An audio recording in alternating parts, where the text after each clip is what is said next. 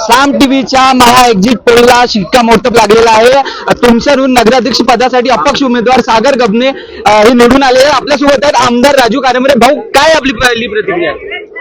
खूप प्रतीक्षेनंतर आपला तुमसर नगर परिषदच्या म्हणजे महाराष्ट्रासह तुमसर नगर परिषदच्या निवडणुका झालेल्या आहेत आणि या ठिकाणी अपक्ष उमेदवार सागरभाऊ गबने आपला निवडून आलेले आहेत।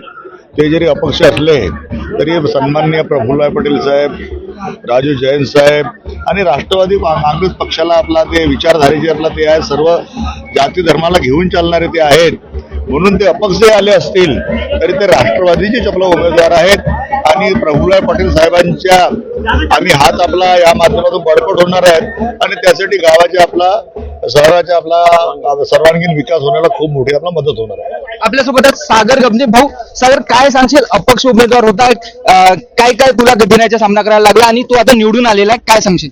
बघा, कठीणाई तर झालीच नाही, कारण की माझ्यासोबत माझ्या राजकारणातील देवमाजूर आमदार राजू कारेमरे साहेब होते आणि त्याच्यानंतर सर्व जनता माझ्यासोबत होती, माझे मावळे माझ्यासोबत होते। आमदार साहेब जसे म्हणतात की त्यांच्यासोबत कल्लू फत्तू दगडू आहेत, माझेही कल्लू फत्तू दगडू माझ्यासोबत ताकदीनं उभे होते। 5 वर्षापासून त्यांना मेहनत केली आणि इलेक्शनच्या काळामध्ये जे जनतेने प्रतिसाद दिला, माता भगिनींनी प्रतिसाद दिला, साधारण व्यक्तींनी प्रतिसाद दिला आणि सर्व युवा पिढीने प्रतिसाद दिला, त्याच्यामुळे हा विजय झालेला आहे। नक्कीच हे विजय जनतेचे आहे असे सागर गबने यांनी सांगितलेले आहे। शुभम देशमुख, साम टीव्ही न्यूज, तुमसर, भंडारा।